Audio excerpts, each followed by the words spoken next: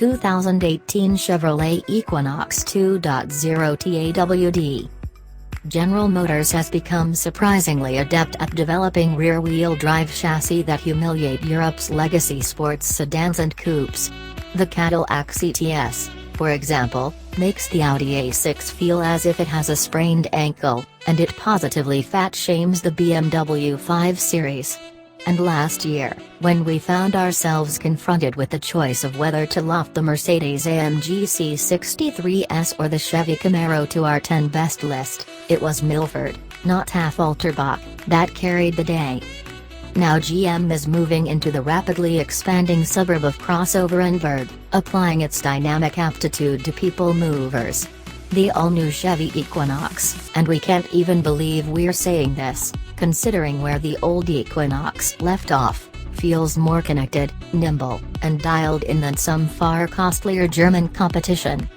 If you are having a hard time believing this and demand proof that this Chevy secretly has the Europeans, rather than its less expensive Japanese and Korean rivals, in its sights, consider this: the Equinox's new turbocharged 2.0-liter four-cylinder. The 2018 model launched with a turbo 1.5-liter inline-4, and a 1.6-liter turbo diesel is on the way, makes the same 252 horsepower as the Audi turbo 2.0-liter 4 in the Q5. The most powerful Honda CR-V engine, the turbocharged 1.5-liter, musters only 190 horsepower. The Chevy 2.0-liter delivers its 260 pound-feet of torque over an Audi-like rev range, 2,500 revolutions per minute to 4,500 revolutions per minute in the Chevy against 1,600 to 4,500 in the Q5. But if it lacks the off-idle push of the Audi 2.0, it's gutsy and punchy where the Equinox 1.5 is a bit sad. The 2.0-liter engine is lashed to an all-new 9-speed automatic that supplies silken shifts with uncanny prediction, the transmission spanning a 7.6-to-1 overall ratio that helps the all-wheel drive model produce 28 miles per gallon on the EPA's highway cycle. Like the 2018 Q5's new Quattro with Ultra, the Equinox's all-wheel drive system can idle the driveshaft to the rear axle for greater efficiency. In our testing, the 2.0-liter Equinox hit 60 in 6.6 seconds. That's more than 2 seconds quicker than the new 1.5-liter Equinox and comfortably ahead of the top-trim CR-V, Ford Escape, and Kia Sportage. It lags behind the Q5 by 0.8 seconds. Admirable output figures don't necessarily make for an admirable crossover, but here they are delivered via a new platform that Chevy claims shaves almost 400 pounds off that of the outgoing Equinox, depending on trim. On our scales, the 2.0-liter car was 220 pounds lighter than the 2016 2.4-liter model we tested. The Equinox's all-new body structure comes across as stiff and quiet, the chassis exhibiting refined impact damping and the body showing great discipline in corners. Whereas the Audi is cold and stoic, this Chevy has verve. The new Equinox is also the right size inside and out, offering 3 more cubes behind the rear seat than the Audi, though less cargo room than the CR-V. Our $37,805 Equinox was Chevy familiar inside, with the optional 8-inch MyLink screen dominating. Nothing optional about the huge A-pillars, the too short for 6-footers front seat bottoms, and some plastics that recall the slot car tracks of one's youth. Still, this Equinox represents a quantum leap over the old one, nearly landing within the Audi's footprints. –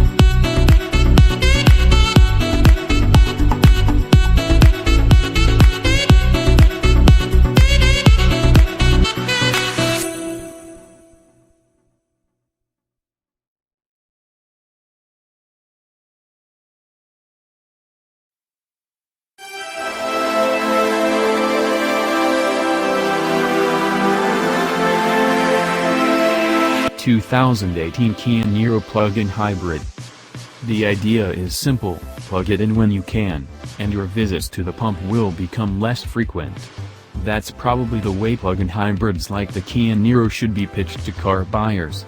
As much as regulators and policymakers revere PHEVs and see them as an important step on the way to electric mobility, the reality is that too often the format can involve glaring compromises, excess weight, sluggish performance, and higher cost, all for the sake of the occasional delivery of a few miles of electric driving.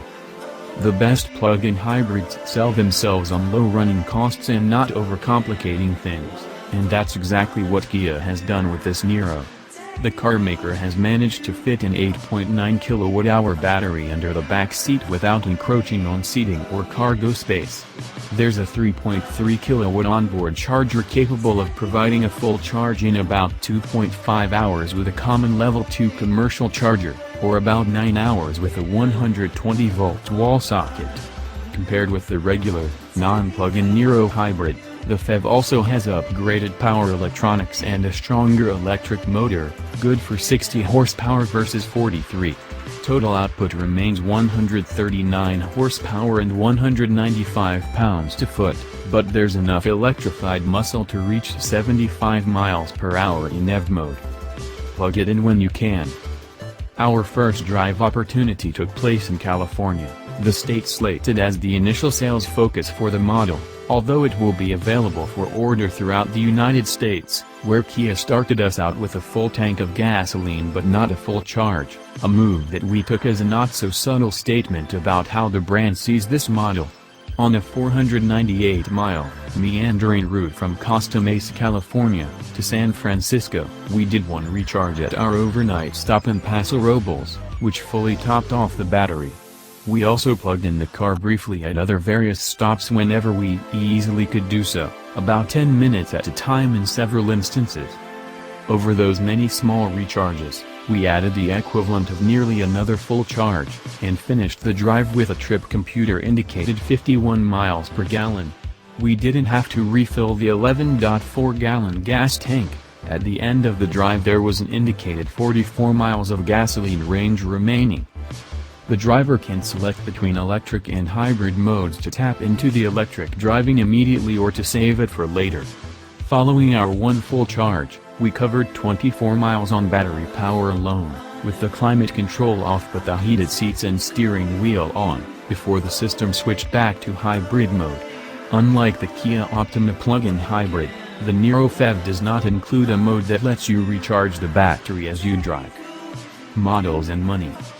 The Niro plug-in hybrid will be offered in LX, X, and X Premium trims.